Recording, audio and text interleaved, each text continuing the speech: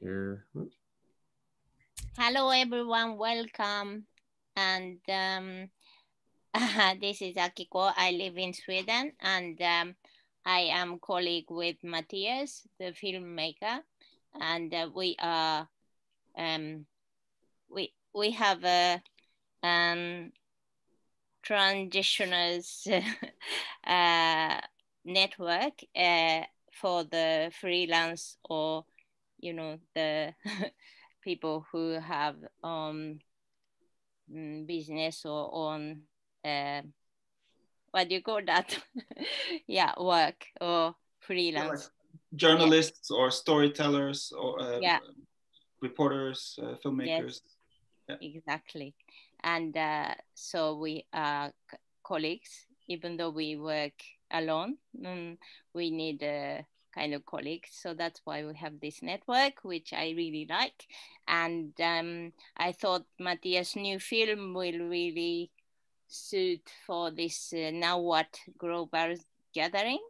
So that's why I invited him, and he said, that would be good. So here we are.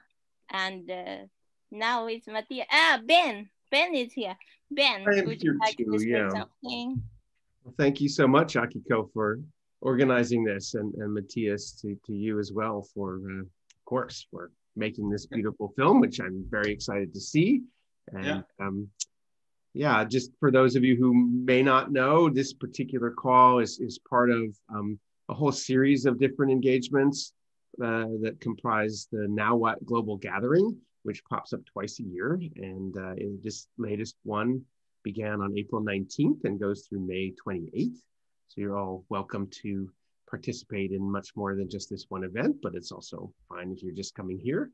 I can put the information about Now What in the chat. Our website is nowwhat2021.com. And yeah, maybe a couple of logistical things too about the call.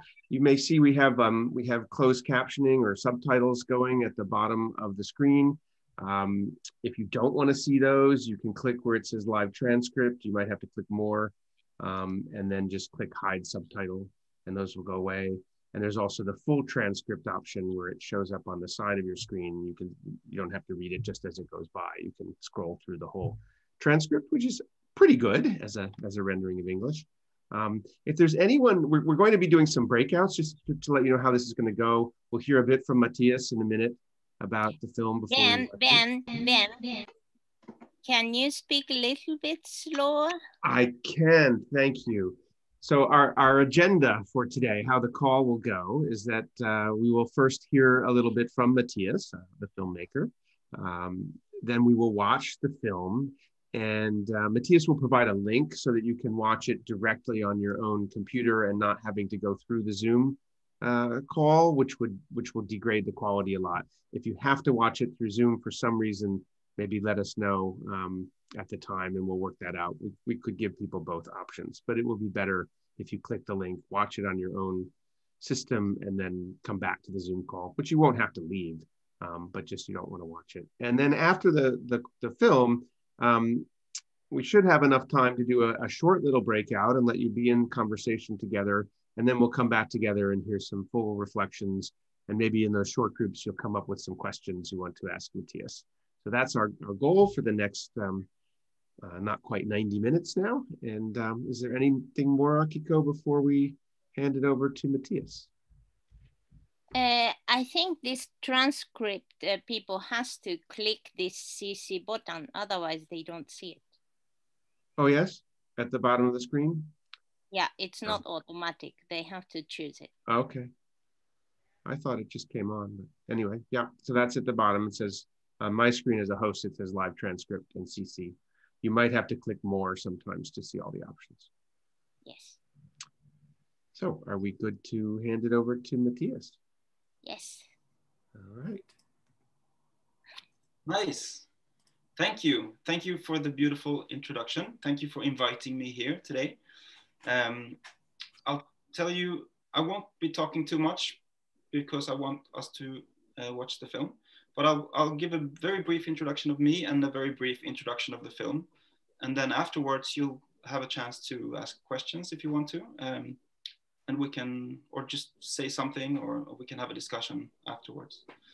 But yeah, my name is Matthias. I'm from Sweden. I was born in Malmö in the south of Sweden, and but I moved when I was 22. I moved to New York, where I worked first as a photo assistant, and then for 5 years, and then as a photographer for another maybe 8 years. And then I fell in love with filmmaking from going to a film festival organized by the Human Rights Watch, which is an NGO, and they organized every year this reoccurring film festival in New York. And I just thought it was amazing to be able to sit there and take in all these really amazing, beautiful films. And the directors were often there, and you could ask questions. And I was the one in the front row, like all the time, asking questions. And I just really felt that like, this is what I want to be doing. And then I made a film, and it was no good. So I thought, since I'm a photographer, I could probably make a film, but I couldn't. Or it was just, yeah, not that good. So I decided that I needed to take that craft seriously and go to school. So at 35, I went to film school, and I moved back to Sweden and went to film school for 2 years. And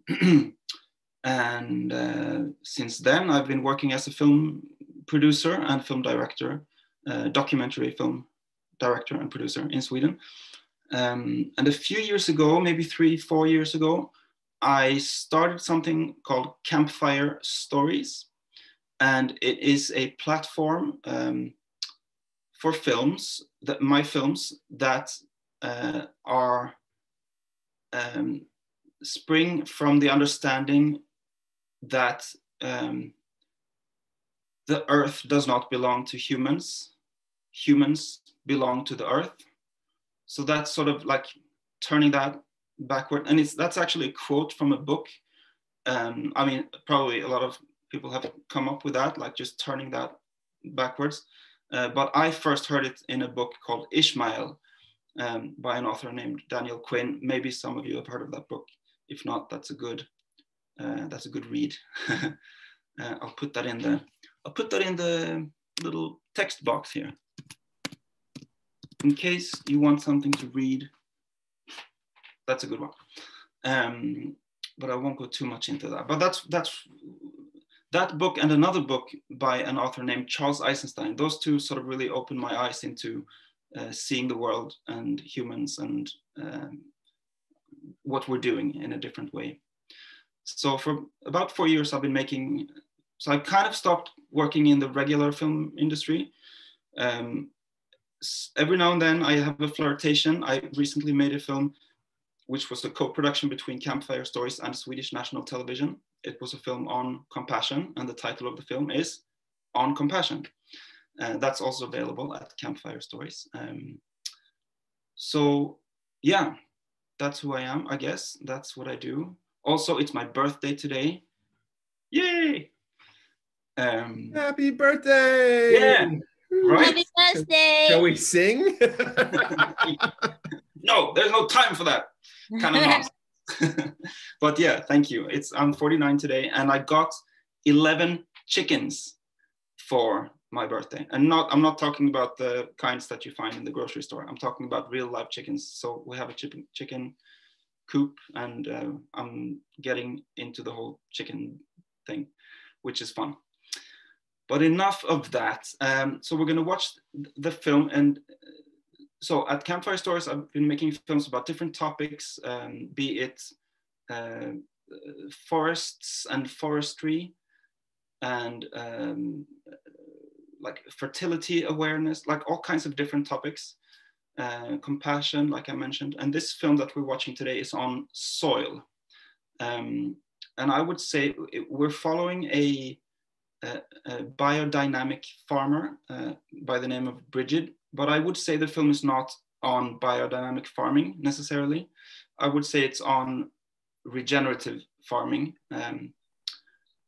But I'll let you watch it and get into it for yourselves. But it's sort of a philosophical film more than a practical one. It's not really so much a how-to of how to do stuff. It's more of a sort of what if kind of thing, like wondering aloud about the deep topics, filtered through a soil lens. And there's some lacto fermenting in there, and yeah, and more stuff that I can't think of right now. So, but I think let's just watch the film. And I've had really, really bad experiences in the past streaming films through Zoom. So I would suggest that I will drop the link for the film, and you go off the Zoom platform and onto the Campfire Stories platform, and you watch the film, and then we regather here. If somebody really wants to see the film through Zoom, let us know by, I guess, Ben, by raising their hands. Is that the etiquette? Or making yourself known somehow? Well, why don't I just do this? I'll stream it, through Zoom as I watch it. So I'm going to watch it on, put the link into the chat. Again, you're going to get a much better quality viewing experience if you minimize Zoom and just watch it in the link that we give you. But you can stay on the Zoom call unless you're having real bandwidth issues. Then you might want to leave and come back. But as long as your internet isn't, giving way, you don't have to actually leave the Zoom call. Just minimize that and come back to it. So there's the link. And the plan is then we'll watch it on our own devices and come back here when it's done. But let's add a little bit of extra few minutes in case somebody wants to run to the bathroom or whatever. Or So the film is 33 minutes, right? And it's 17 minutes after the hour now. So that should be done at 10 minutes before the hour, but we'll give it maybe until 5 minutes before the hour we'll come back, or even the top. Let's try to start at 5 minutes before the next hour. That gives us a little to go. All right. Very professional of you to say 5 minutes before the hour, given that we're all in different time zones. Hopefully no one's in India, then we'd be all messed up, right? They're probably used to that. Okay, here we go. I'll start the streaming on Zoom as well in just a minute. But again, I encourage you to, well, actually, wait a minute. Is that going to be a problem? Because you won't be able to hear the two different audio sources. You can't mute Zoom. You can mute Zoom if you disconnect from audio, then you can mute Zoom. Disconnect from audio. Right. So you go to audio settings. Let's just see if let's see if anybody does actually. Let's go back to your idea, Matthias. Is there anybody, raise your hand, is there anybody who wants to watch it streaming rather than just using the link? Does anyone need to do that? You can raise your hand or using the reactions at the bottom of the Zoom window, or just unmute yourself and say so.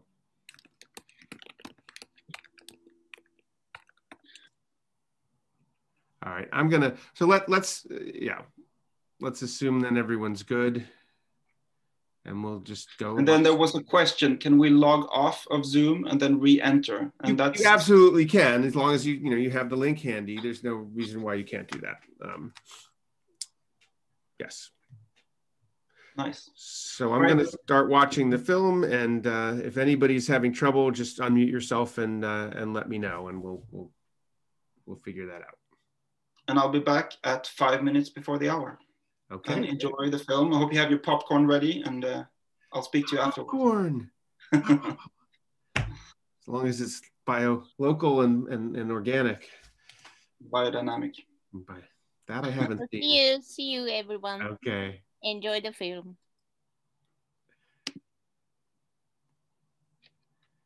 So no one is telling me they're having trouble yet. I'll just.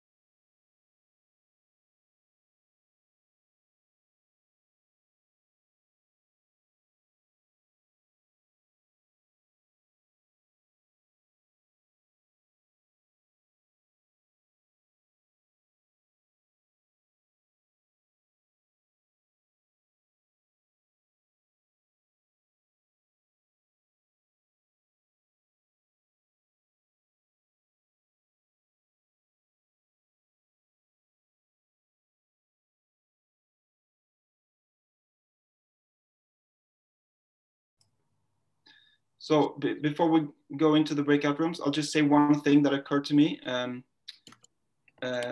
which is that since I have a background of being in the quote unquote film business where we produce somebody needs to mute their microphone. And so Campfire Stories for me represents something else. And I opened before my little talk by saying that it's where I get to express different films about the fact that the way I see it, at least, the earth does not belong to humans. Humans belong to the earth.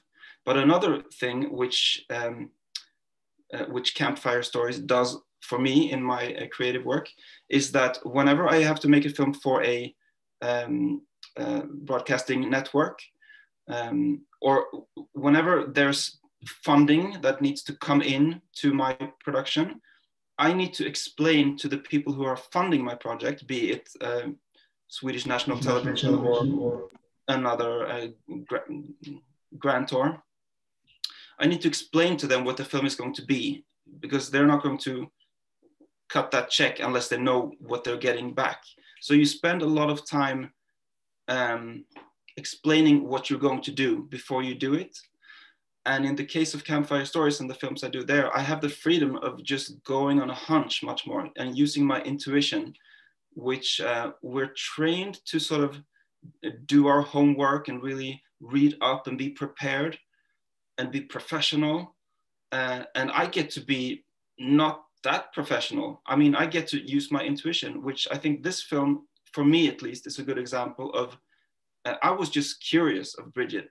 I didn't know what the film was going to be. I just reached out to her because I was curious and asked if I could interview her. And then the interview turned out much deeper and more interesting and more fascinating than I could have ever imagined.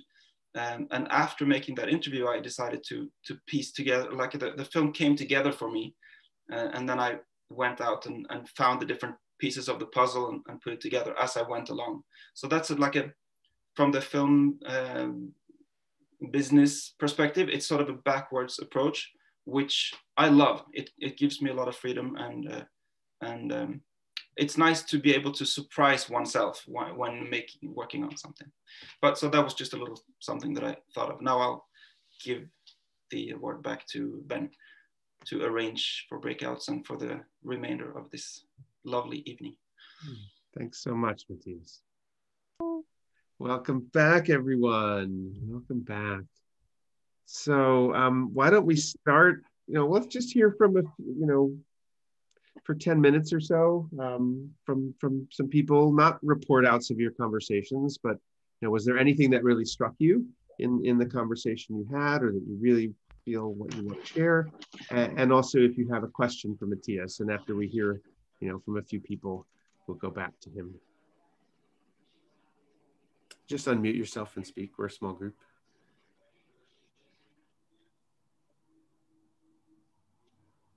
Oh, I guess I'm muted. I love this word, fideltla.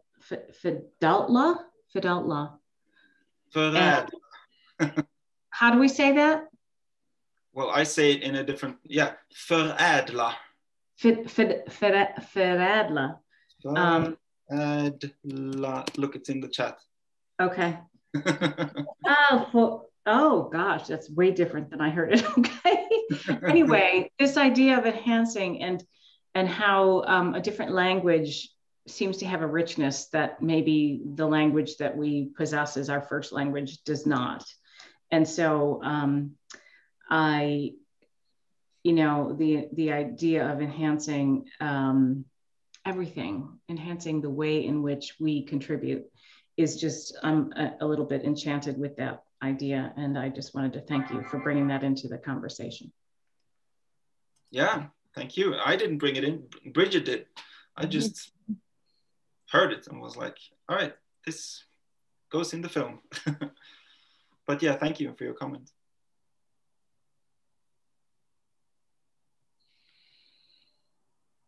I just want to say thank you also, Matthias, because I do a lot of photography and a lot of noticing.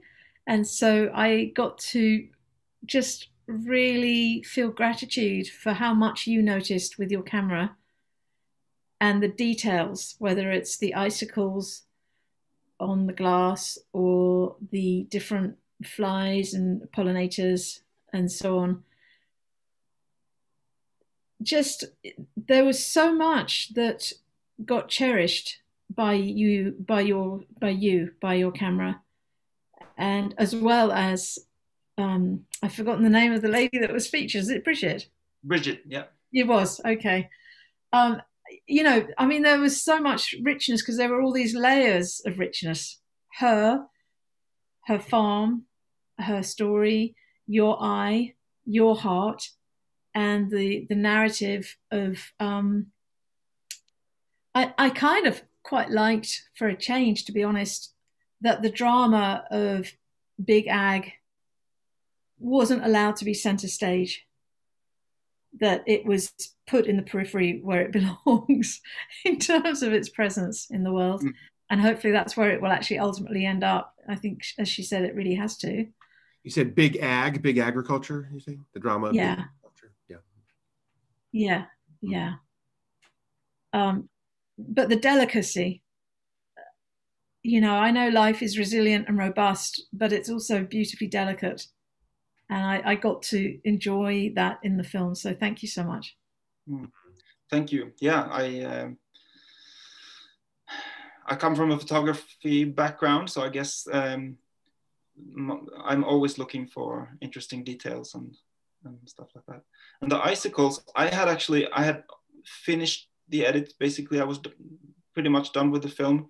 And then right towards the end, it was maybe only 4 weeks before release, I just thought, wow, wouldn't it be great to bring in death towards the end? Death and rebirth somehow. And it was beginning of March or something, and there was a big, I could see on the news that there was a snow storm coming through. So I was like, wow, this is going to look really great. I wanted to go back to that tree where she was singing. And then I hate fades. Do you guys know what fades are? You know, when you like fade from one image to the next. I'm a big no fader. I think I just don't like it.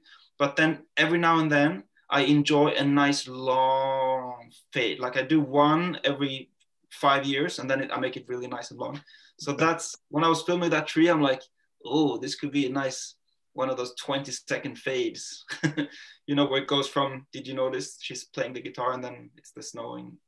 Yeah, all of that stuff. But yeah, thank you for your comment.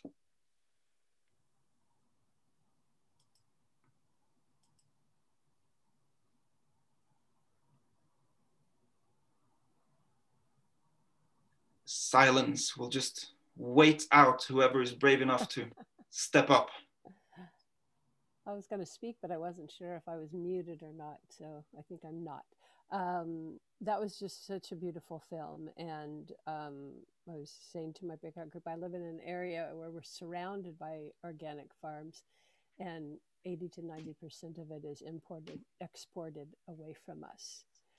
And I'm working with a group that's trying very hard to bring people more together, so we don't have to do that anymore. And I was just really touched, very touched by the film, and very excited about watching more of your films. This was beautiful. Thank you. Thank you so much. Yeah, I'm excited about making more of these, and but yeah, my next thing is I'm going to take a few weeks off. That's going to be my next big thing, is to not work for a bit and just enjoy the fact that I have been working a lot during the last 3-4 years. So there's a lot of content on the website for people to watch. And then towards the end of the summer, I have 2 big projects that I'm jumping into. I don't know why I'm talking about my next projects here. I just guess I took off from something that you said. Anyway, I'll be silent now. We'll see if anybody. Yeah, any more reflections or questions?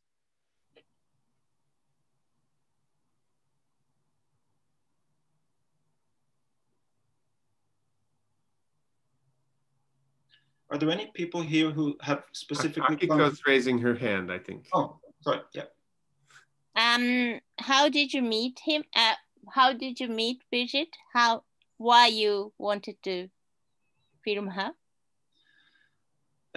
So she lives in the same relatively small community where I live. So I knew of her, and I knew her a little bit, like sort of, I would say hello if I walked by her, but we didn't know each other more than that. But I just, everybody kept talking about her kimchi. That was like, I heard from like 10 different people at 10 different times about like the Bridget's kimchi is like the best. You can't get any better than that anywhere in the world.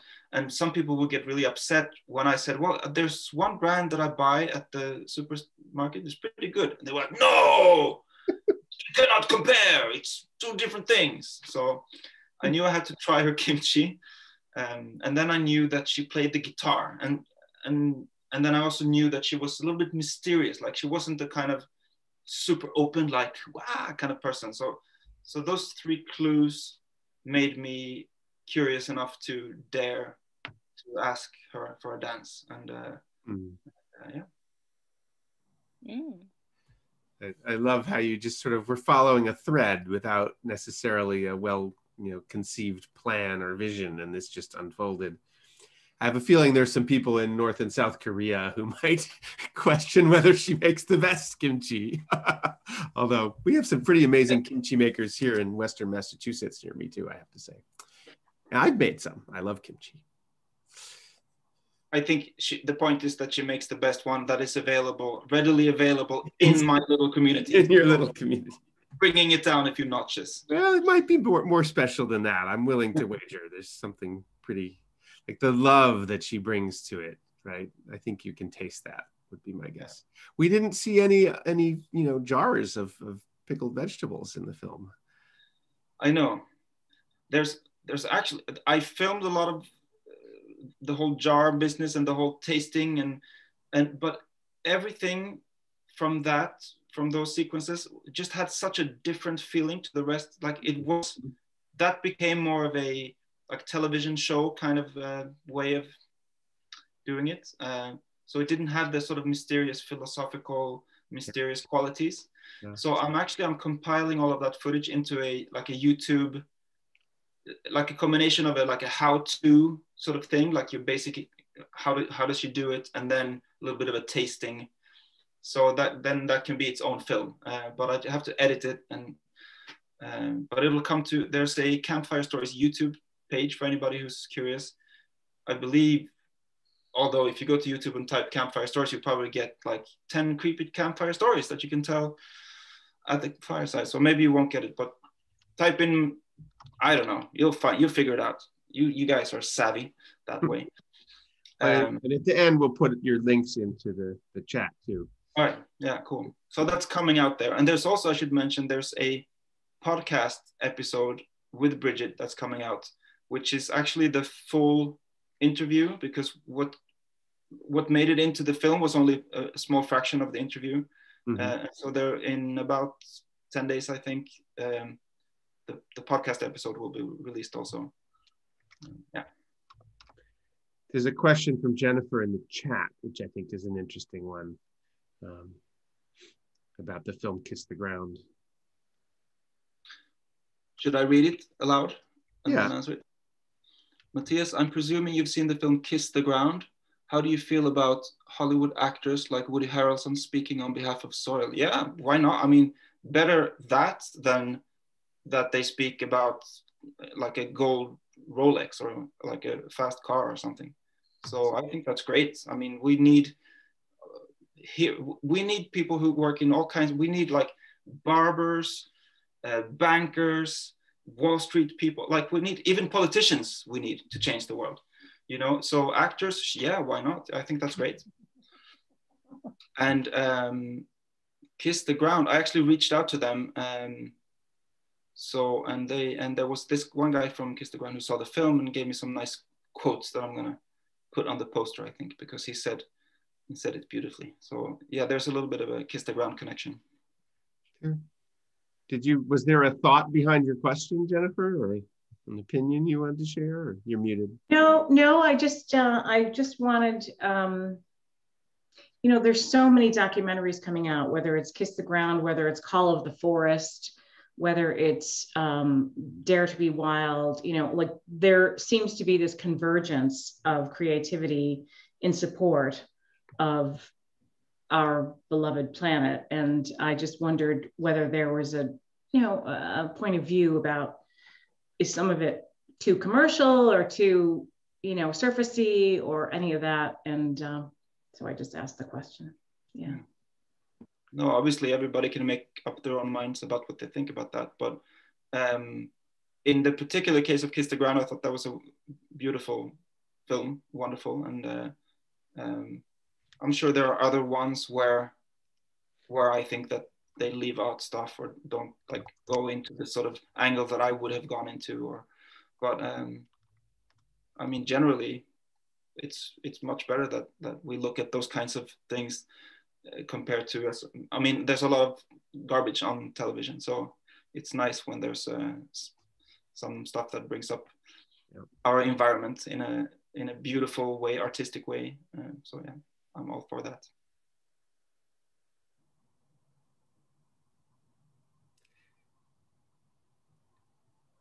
Any other reflections on the film people want to share, or questions? We have time for maybe two more, and then a few closing words.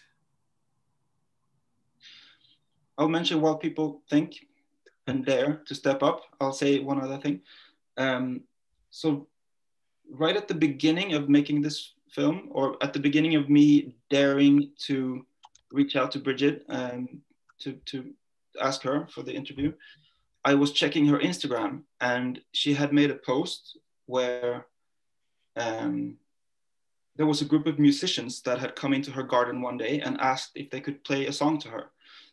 And she said, yeah, of course. And she filmed it and put it on her Instagram. And it was such a beautiful song, such an amazing song, but the quality was crap because, whenever you film something with a video and you try to listen, it doesn't work so well.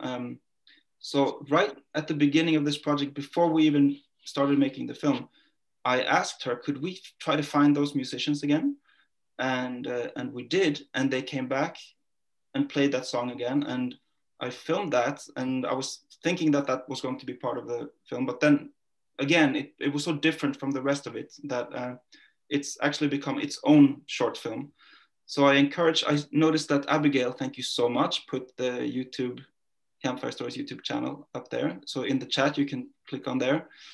And there's a video called something Earth Song. I don't know, I can't remember exactly the title, but if you put in Earth Song, it should pop up. And it's another little encore with Bridget and this group of musicians. And that'll be a nice soundtrack to complement the Under the Tree that was in the film.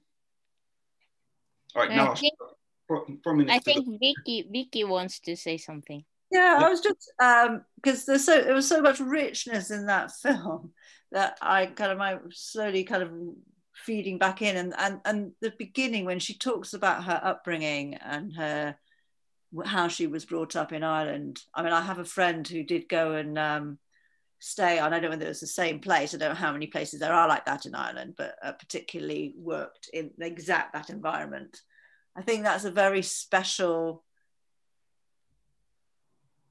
it's just a different way of, and to be born into that is going to create a mindset that's going to be outside of the norm. And I think that's something to be really cherished, and I don't know how you grow that, because it's sadly very unusual, but I just kind of wanted to bring that back into my my memory, really, because that it almost sets the scene, doesn't it? It starts the whole, and that was she spoke of it so beautifully.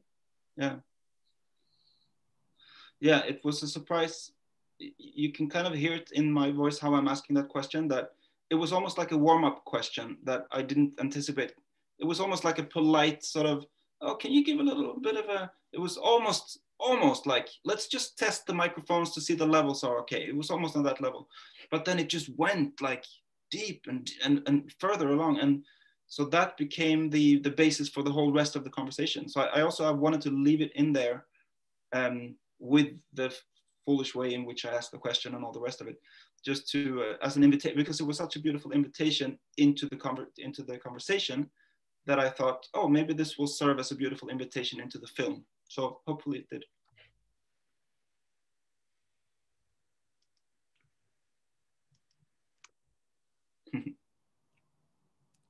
Well, I want to honor the time frame for the call. If people want to linger a little bit after we officially end, I think we can, some of us might be able to hang around a bit, but let's have a formal closing. And thank you so much, Matthias, for this beautiful work, and Akiko for all your organizing to connect Matthias in and create the invitation. Matthias, do you want to put into the chat again the information about Campfire Stories? And in particular, I want to encourage people to consider making a financial contribution. Matthias operates on I think it's fair to say, a gift economy basis. So like Bridget, this is his work. He's devoted to this and he's making a living, and he can only continue to do that with the support from people like us. So please consider being generous if you got some value from this time.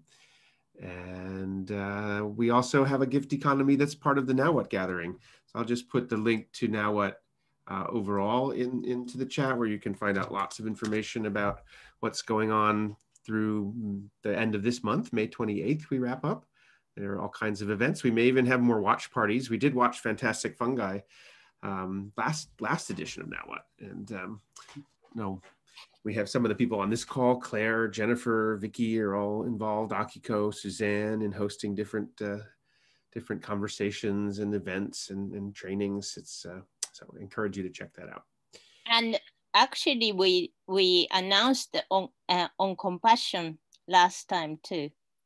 That's why I know I saw it. Yeah. Yeah. Right. I'm thinking, I know Matthias. We've connected before. Yes. Maybe we should watch that. We could do another watch party. Now, this film is just available online, right? With the same link. Yeah.